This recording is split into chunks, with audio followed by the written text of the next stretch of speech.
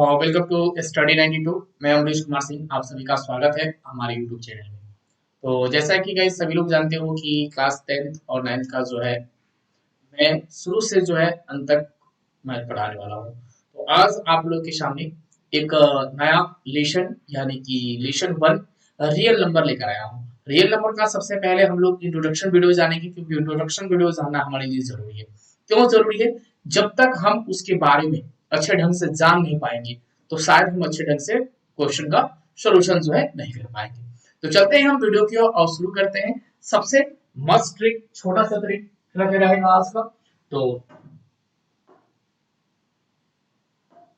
हम लोग यहाँ देखेंगे कि नंबर सिस्टम यानी कि संख्या पद्धति, यस, संख्या पद्धति यानी नंबर सिस्टम, यानी कहने का मतलब है कि इस नंबर सिस्टम में आज जो हम लोग जानेंगे, सबसे पहले जानेंगे प्राकृतिक संख्या, पूर्ण संख्या, पूर्णांक, सम संख्या और यहाँ पे दिखना हो रहा है विषम संख्या, यानी कि natural number, whole number, integration number, even number और ओड नंबर। ये सारे डिटेल्स जो है हम लोग इसी वीडियो में जानेंगे और यह वीडियो बहुत ही ज्यादा इंपॉर्टेंट है। तो अगर इस चैनल पे पहली बार विजिट कर रहे हो तो इस चैनल को सबसे पहले क्या करो, सब्सक्राइब करो, साथ में बेल आइकन को जरूर प्रेस करो, क्योंकि हमारी आने वाली पहली नोटिफिकेशन के वीडियोस होगी वो आपके पास पहुंचेगी और आप मेरे लाइव क्लास में सबसे पहले शामिल हो जाइएगा। आप लोग को पर डे जो है मेरी क्लास 8 बजे देखने को मिलती है। आप 8 बजे लाइव क्लास में जरूर जुड़ जाइएगा। तो चलते हैं हम आगे और शुरू करते हैं आज का सेशन।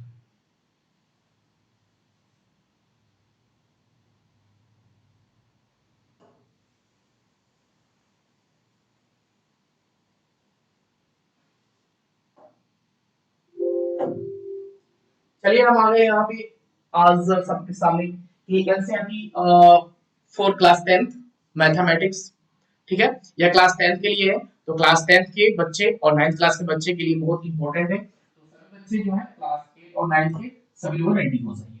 तो चलते हैं हम शुरू करते हैं आज का वीडियो पहला। और आज हम सबसे पहले जानेंगे प्राकृतिक संख्या क्या होती है। प्राकृतिक संख्या सभी बच्चे को जानना जरूरी है क्योंकि बहुत ज्यादा इंपॉर्टेंट है। तो प्राकृतिक संख्या उसे कहते हैं कि, यानी कि इसे हम बोलते हैं इंग्लिश में नेचुरल नंबर, यानी कि वस्तुओं को गिनने के लिए जिन संख्याओं का प्रयोग किया जाता है उन संख्याओं को जो है हम क्या कहते हैं, प्राकृतिक संख्या कहते हैं। यानी प्राकृतिक संख्या जो कि हम बोल सकते हैं कि वह संख्या जिन्हें हम काउंट करें, जिन्हें हम गिन सके, वह संख्या क्या होती है, प्राकृतिक संख्या होती है। यानी कहने का मतलब एक से लेके हम अनंत तक संख्या गिन सकते हैं।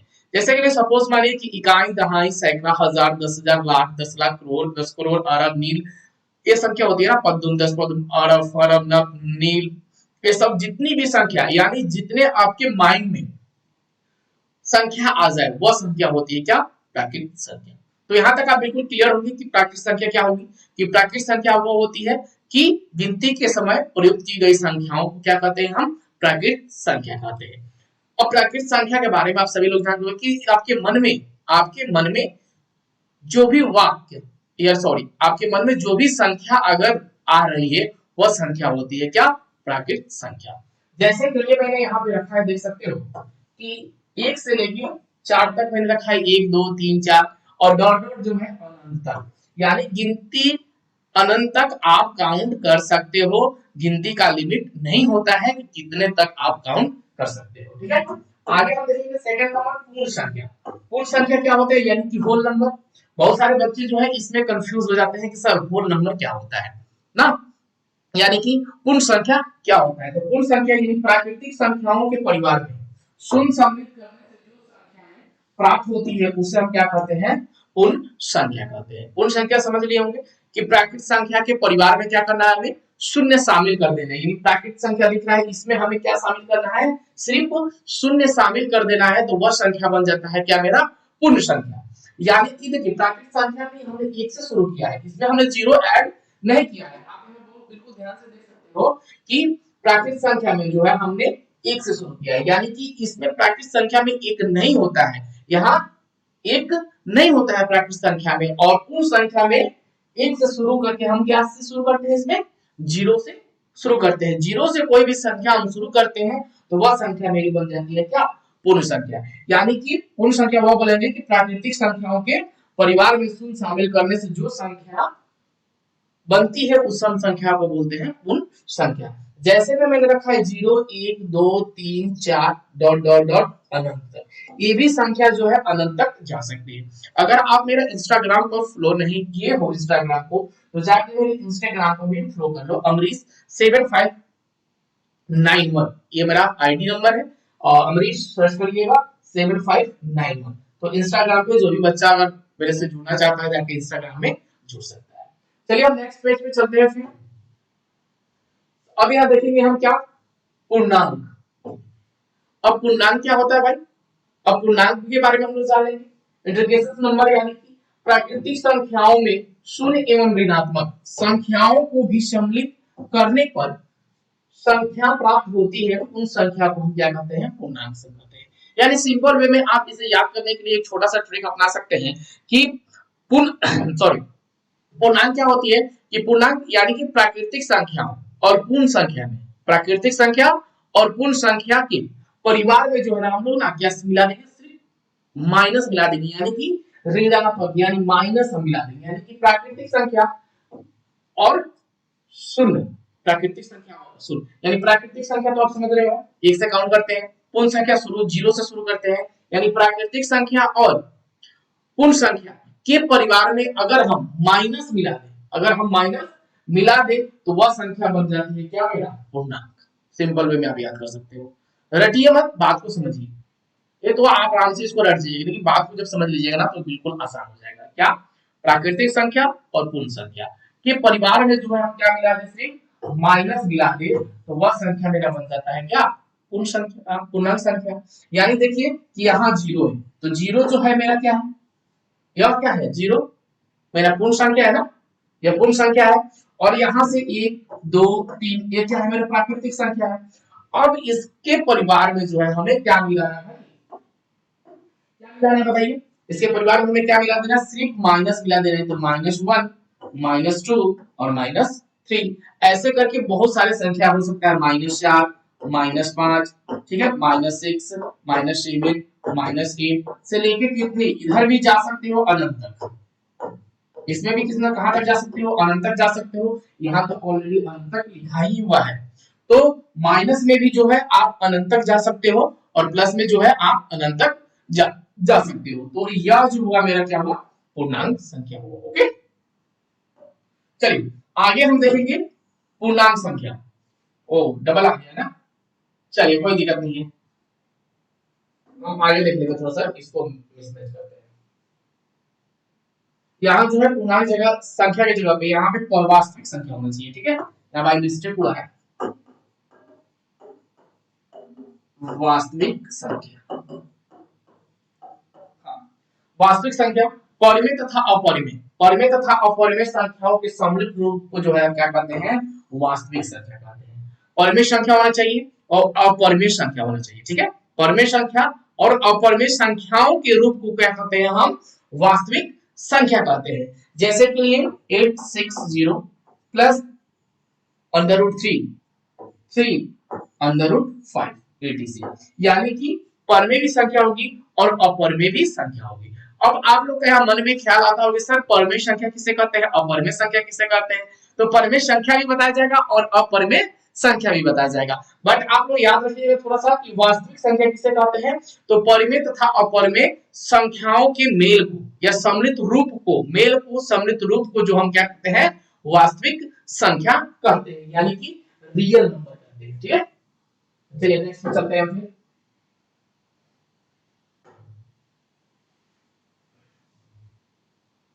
अब आ गए यहाँ पे थोड़ा सा हम वास्तविक संख्या में देखेंगे, गौर करेंगे थोड़ा सा। हाँ, कि सम संख्या किसे कहते हैं भाई, सम संख्या, तो सम संख्या उसे कहते हैं जो पूर्णतः 2 से विभाजित हो जाए और शेषफल बिल्कुल क्या है, शून्य आए, उसे हम क्या कहते हैं, सम संख्या कहते हैं। सम संख्या किसे कहेंगे, कि वे संख्या जो 2 से पूर्णतः विभाजित हो जाए और उसका शेषफल जो है शून्य आए, उसे हम कहते हैं क्या, सम संख्या। अब सम संख्या जो है कैसे आप पता लगाइएगा कि यह सम संख्या है, तो देखिए 2 से भाग लगाइएगा 4 में, तो 2 दूना कितना हो जाएगा 4, शेषफल कितना आया 0। 2 में 6 से भाग लगाइए, 2 तिहाई 6, शेषफल कितना आएगा 0। 2 8 में भाग लगाइए, 10 में भाग लगाइए, 12 में लगाइए, 14 16 18 20 22 24 26 28 30, 32, 34 ये सब संख्या जो होती है मेरी सम संख्या होती है, यानी कि वह संख्या जो 2 से पूर्णतः विभाजित हो जाए, वह संख्या जो 2 से पूर्णतः विभाजित हो जाए तो वह संख्या मेरी होती है क्या, सम संख्या। जैसे 2, 4, 6, 8 और 26, 28, 20, 13, 32, 34, 36 ये सब संख्या मेरी हो जाएगी सम संख्या। अब हम थोड़ा सा देखेंगे विषम संख्या। भाई विषम संख्या क्या होती है, तो विषम संख्या यानी ओड नंबर। ओड नंबर क्या होता है कि वे संख्या जो 2 से पूर्णतः विभाजित न हो, वह संख्या जो 2 से पूर्णतः विभाजित न हो, शेषफल कुछ ना कुछ आए, शेषफल कुछ ना कुछ आए, वह संख्या क्या होती है मेरी विषम संख्या होती है। जैसे कि मैंने रखा है 1, 3, 5, 17, 29 etc, यानी कि यह संख्या से जब आप भाग दीजिएगा तो भागफल कुछ ना कुछ सॉरी शेषफल कुछ ना कुछ आपके पास आएगा, तो वह संख्या जो हो जाएगी क्या हो जाएगी मेरी विषम संख्या यानी कि ओड नंबर। यहां तक क्लियर है। फिर हम आगे चले नेक्स्ट में। चलिए अब यहां देखेंगे हम सबसे पहले हम देखेंगे यहाँ अभाज्य संख्या यानी कि प्राइम नंबर। अभाज्य संख्या ये आपके लिए थोड़ा सा इंपॉर्टेंट है, ठीक है। हाँ, तो वे संख्याएं जो स्वयं और एक के अतिरिक्त, स्वयं और एक के अतिरिक्त अन्य किसी भी संख्याओं से विभाजित हो, उसे हम क्या कहते हैं, सम संख्या कहते हैं, ठीक है। ठीक है, तो अभाज्य संख्या क्या हो जाएगा कि वे संख्या जो एक के अतिरिक्त किसी भी संख्या से विभाजित नहीं हो, उसे हम क्या कहते हैं भाई, अभाज्य संख्या कहते हैं। जैसे के लिए रखा गया 2, 3, 7, 11 और 17 etc। ओके, आगे नेक्स्ट में चलते हैं हम। अब देखेंगे यहाँ पे हम अभाज्य संख्या। अभाज्य संख्या वो होता है कि वे संख्या जो स्वयं एक और एक के अतिरिक्त अन्य किसी भी संख्या से पूर्णतः विभाजित हो जाती है, वे संख्या में क्या होती है, भाज्य संख्या होती है। जैसे कि यहाँ रखा है मैंने 4, 6, 8, 9 और यहाँ पे 10, तो यह संख्या जो होती है क्या होती है, स्वयं से विभाजित हो जाती है, तो वही संख्या जो होती है मेरी अभाज्य संख्या बन जाती है। चलिए अब यहाँ पे आप लोग का मन में बहुत देरों से ख्याल आ रहा था कि सर आपने जो परमेय संख्या व रियल नंबर बताया था वास्तविक संख्या, तो परमेय संख्या और परमेय संख्या बता दीजिए। तो चलिए आगे परमेय संख्या और परमेय संख्या यह जानना जरूरी है, क्योंकि क्लास 9th में और क्लास 10th में सबसे पहले लेक्चर में यही हमें पढ़ना है कि परमेय संख्या और परमेय संख्या क्या क्या होती है। तो चलते हैं यहाँ पे परमेय संख्या। तो परमेय संख्या क्या होता है कि वे संख्या जिन्हें हम p by q के रूप में, वे संख्या जिन्हें हम p by q के रूप में लिख सकते हैं या व्यक्त कर सकते हैं, तो वे संख्या जो होती है क्या होती है मेरी परमेय संख्या होती है। बात को समझिए कि वे संख्या जिन्हें p by q के रूप में हम व्यक्त कर सकते हैं या लिख सकते हैं उसे हम परमेय संख्या कहते हैं, ठीक है। अब यहाँ बोला गया है कि जहां p और q, देखिए यहाँ पे थोड़ा सा बिल्कुल ध्यान दीजिएगा कि जहां p और q क्या है, पूर्णांक हो, लेकिन q कभी शून्य न हो, q कभी शून्य न हो। अब देखिए यहाँ पे जो है आपको डिटेल्स में जानने के लिए हम चलेंगे एक फॉर्मूले में, a बराबर bq प्लस का यह फॉर्मूला होता है। तभी तो बोला गया है कि ये p और q दोनों क्या है, पूर्णांक है। यही बोला गया ना कि p और q क्या है, दोनों पूर्णांक है, लेकिन q कभी शून्य नहीं होता है। अगर q या q जो है अगर शून्य हो जाए तो क्या हम क्वेश्चन जो आगे सॉल्व करेंगे सही कर पाएंगे, नहीं सही कर पाएंगे, गलत कर पाएंगे, गलत हो जाएगा, क्योंकि q शून्य कभी नहीं होता है भाई। अगर शून्य q आ जाए तो मेरा रॉन्ग आंसर हो सकता है, तो इसलिए q थोड़ा सा इंपॉर्टेंट है। आगे चल नेक्स्ट कल की वीडियो में जो है आपको डिटेल्स बताया जाए कि e क्या होता है, b क्या होता है, q क्या होता है और r क्या होता है। तो यह चीज जो है ना आपको कल के वीडियो में जो आपको देखने को मिलेगा कि q क्या होता है और r क्या होता है, ठीक है। तो यहाँ जान लीजिएगा कि परमेय संख्या वो होती है कि वे संख्या जिन्हें p by q के रूप में लिखा जा सके, और उन्हें परमेय संख्या हम कहते हैं। p और q दोनों क्या है, पूर्णांक है, लेकिन q कभी शून्य नहीं हो सकता है। क्योंकि आज मैंने इंट्रोडक्शन वीडियो रखा है, आज थोड़ा सा आप लोगों को सिखाने वाला भी हूँ। तो जैसे में रखा मैंने 4, 4/3, 0 etc, ये सब क्या है, परमेय संख्या है। अब देखेंगे कि अपरमेय संख्या क्या हुआ। हाँ, अपरमेय संख्या देखेंगे थोड़ा सा। हाँ, अपरमेय संख्या क्या होता है, कि वे संख्या जिन्हें p by q के रूप में लिखा जा सके उसे अपरिमेय संख्या हम कहते हैं, जिन्हें हम p by q के रूप में व्यक्त नहीं कर सकते। सिंपल वे में जानिएगा कि वे संख्या जैसे वे संख्या जिन्हें p by q के रूप में व्यक्त नहीं कर सकते हैं वह संख्या जो होती है मेरा क्या होता है अपरिमेय संख्या होती है। जैसे p और q दोनों क्या है पूर्णांक, लेकिन q कभी शून्य नहीं हो सकता है। जैसे √7 √5 2 √2 और पाई 22/7 3 और यहाँ पे 14, ये सब संख्या जो है क्या है अपरिमेय संख्या है। अब देखिए कि यहाँ पे पाई जो है बहुत सारे बच्चे की मन में आती है बात कि पाई जो है सर आपने रखा है तो क्या पाई परमेय संख्या है या अपरिमेय संख्या? मेरे सर बताते हैं कि पाई जो है परमेय संख्या है। ये बात सुनने को बहुत बार मिला है कि पाई जो है परमेय संख्या है और इसका मान भी जो है परमेय संख्या है। कैसे है, क्यों है, ये डिटेल्स जो है अभी मैं जस्ट 2 मिनट में आपको बताने वाला हूँ कि पाई जो है क्या है, ये परमेय संख्या है या अपरिमेय संख्या है, या 22/7 ये परमेय संख्या है या अपरिमेय संख्या है, या 3.14 ये परमेय संख्या है या अपरिमेय संख्या है। ये तीनों चीज का डिटेल्स जो मैं आप लोगों को बताने वाला हूँ, जस्ट वेट कर लीजिए थोड़ा सा। अब यहाँ हम देखेंगे कि स्व आभास संख्या किसे कहते हैं, को प्राइम नंबर, यानी कि वैसी संख्या के जोड़े जिनके गुणनखंड, वैसी संख्याओं के जोड़े जिनके गुणनखंड में एक के अतिरिक्त कोई भी उभयनिष्ठ गुणनखंड न हो, उन्हें संख्या को हम कहते हैं स्व आभास संख्या कहते हैं।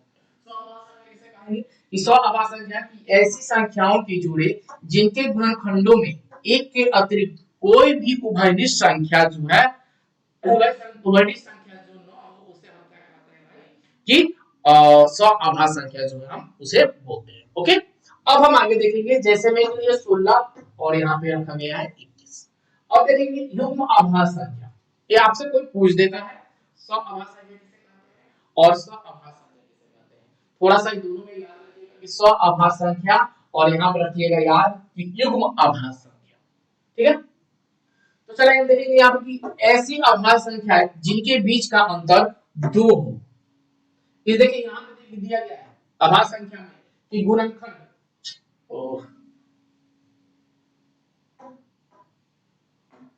हाँ इसके गुणनखंड में जो है ना एक के अतिरिक्त, इसके गुणनखंड में एक के अतिरिक्त कोई भी उभयनिष्ठ गुणनखंड न हो उसे हम कहते हैं स्व आभास संख्या। अब देखिए युग्म आभास संख्या क्या होगा कि युग्म आभास संख्या होगा कि ऐसी आभास संख्याएं जिनके बीच का अंतर कितना हो 2 हो उसे युग्म आभास संख्या जो है हम कहते हैं। जैसे कि 11 और यहाँ पे रखा गया है 13। तो यहाँ तक आप लोग बिल्कुल समझ लिए होंगे। अब हम आपको जो बताने वाले थे, सर बोले कि थोड़ा बता दीजिएगा, तो जरूर आप लोग एक्सप्लेन करने वाले हैं क्या परिमेय संख्या।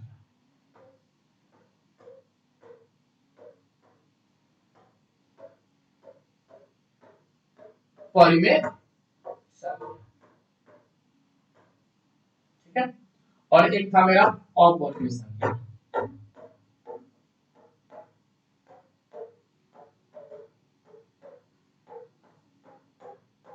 परिमेय संख्या और अपरिमेय संख्या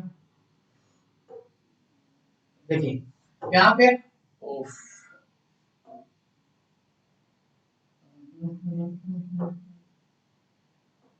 चलिए थोड़ा सा यहाँ देखेंगे।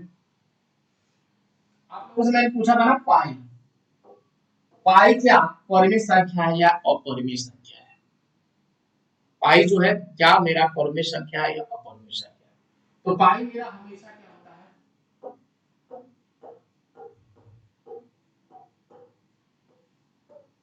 सॉरी पाई जो होता है मेरा ये होता है परिमेय संख्या बाय मिस्टेक।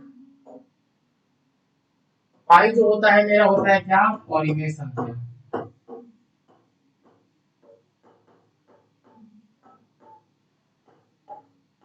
22/7 का मान होता है 3.40।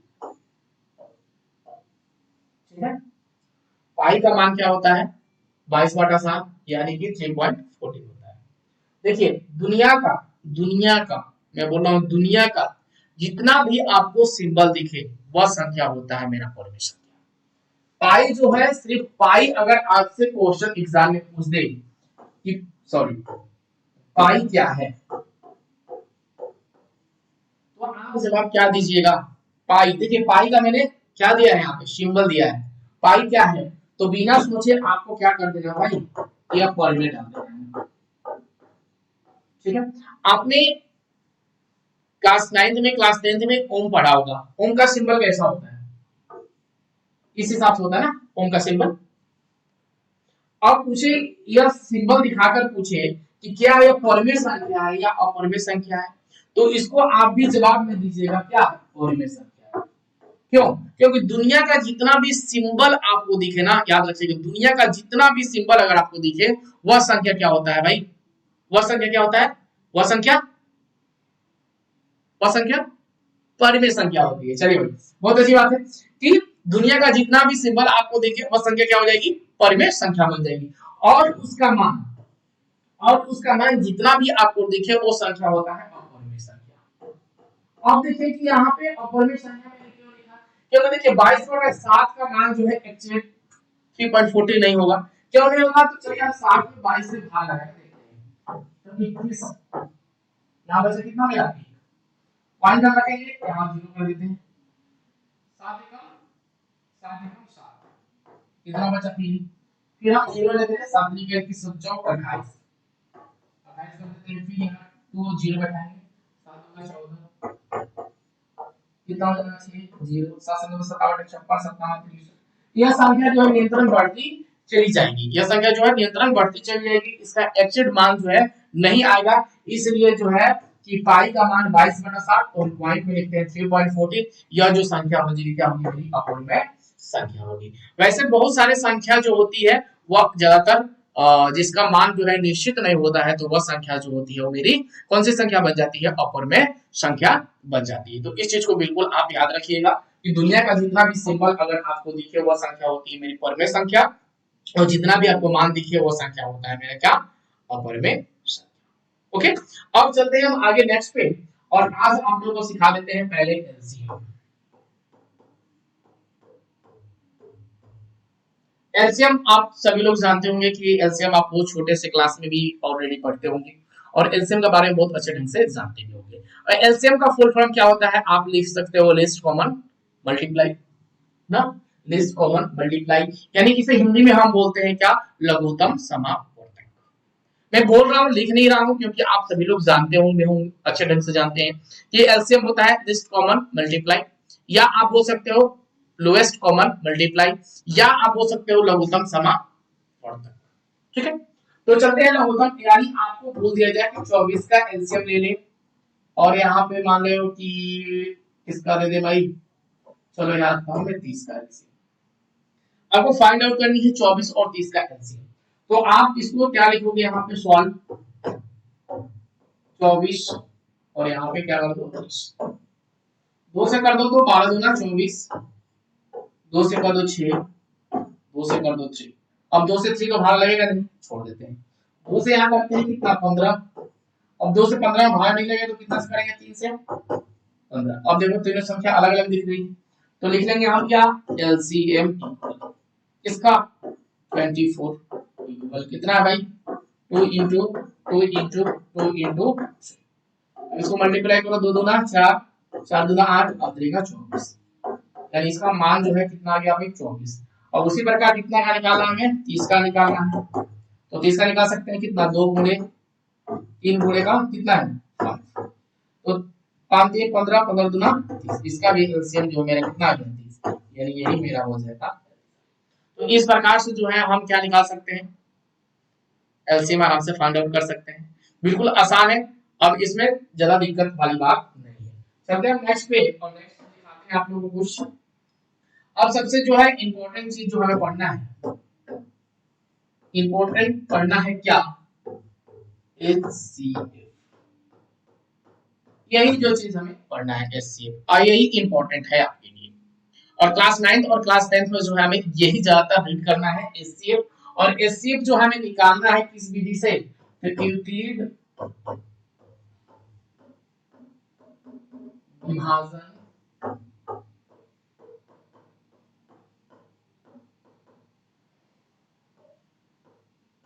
यूक्लिड विभाजन एल्गोरिथम के विधि से जो हमें प्रयोग करना है। लेकिन आज जो हम यूक्लिड विभाजन एल्गोरिथम पर जाएंगे नहीं, क्यों? क्योंकि आज हमें सिर्फ सीखना है क्या, एचसीएफ निकालना। क्या सीखना है हमें?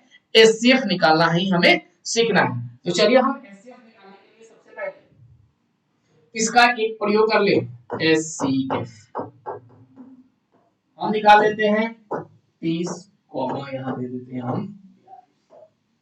देखिए अब एक बात मुझसे बताइए आप लोग, थोड़ा सा मेरे माइंड में आया बात कि एचसीएफ का फुल फॉर्म क्या होता है।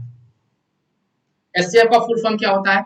Highest common HCF, highest common factor, highest common factor, या इसे हिंदी में हम बोलते हैं लघु महत्तम समापवर्तक, महत्तम समापवर्तक बोलते हैं इसको हिंदी में, और इंग्लिश में बोलते हैं क्या, हाईएस्ट कॉमन फैक्टर, उसे हम बोलते हैं। और यहाँ जो दिख रहा है आपको एचसीएफ निकालना, तो आप कैसे निकालिएगा भाई एचसीएफ, कैसे निकालिएगा बताइए।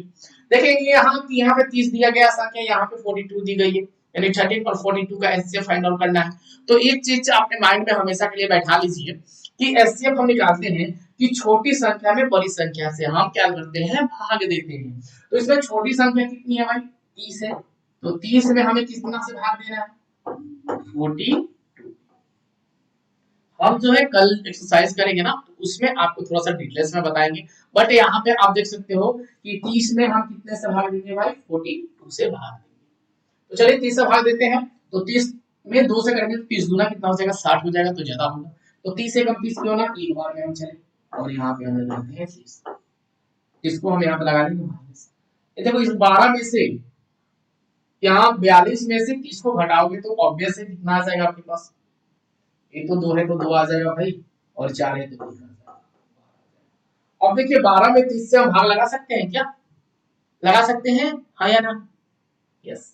तो 12 को जो है हम भाग लगाएंगे फिर किसमें, 30, ठीक है। अब 12 में 30 से भाग लगा देंगे, यानी इसे हम संख्या को भाज्य बना लेंगे, तो इसको हम भाज्य कर लेंगे, ठीक है।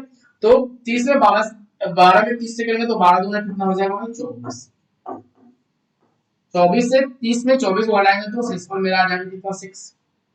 अब 6 को किससे भाग लगा देंगे भाई, 12 से, इसको उठा के यहाँ कितना हो जाएगा भाई, या जो है शेषफल कितना आ गया मेरा 0। अब जब तक शेषफल आपका शून्य नहीं आ जाए तब तक जो है आप एचसीएफ निकालते रहते हैं। तो आप लोगों को यह वीडियो जो है कैसी लगी है, अगर अच्छी वीडियो आप लोगों को लगी हो तो प्लीज इस वीडियो को लाइक कर दीजिएगा, ज्यादा से ज्यादा आप अपने दोस्तों में शेयर कर दीजिएगा। ऐसी ही रोचक वीडियो देखने के लिए कल जो हम लोग पढ़ने वाले हैं यूक्लिड विभाजन एल्गोरिथम, यूक्लिड विभाजन एल्गोरिथम पढ़ने वाले हो, यानी कि जो है एक्सरसाइज 1.1, कल जो हम लोग पढ़ेंगे क्या, एक्सरसाइज 1.1 जो है कल हम लोग रीड करने वाले हैं। तो आप अपने दोस्तों में जरूर इस वीडियो को शेयर कर दीजिएगा और सभी को जरूर इन्फॉर्मेशन दे दीजिएगा कि अमरीश सर की क्लास जो है अब कंटिन्यू वीडियो आपको 8 बजे लाइव क्लास देखने को मिलेगी। तो आप अपने दोस्तों में इस वीडियो को जरूर से जरूर शेयर कर दीजिएगा और वीडियो को लाइक कर दीजिएगा। पहली बार चैनल पर हो तो चैनल को क्या करना है, आपको सब्सक्राइब करना है, और एक चीज आप याद रखिएगा कि बेल घंटी को जरूर बजाना है, बेल आइकन को जरूर प्रेस कर दीजिएगा, और साथ ही साथ आपके पास नोटिफिकेशन आ जाएगा और आप जो है मेरे लाइव क्लास में शामिल हो जाएगा। चलिए okay, bye bye, good night, फिर हम कल मिलते हैं आपसे।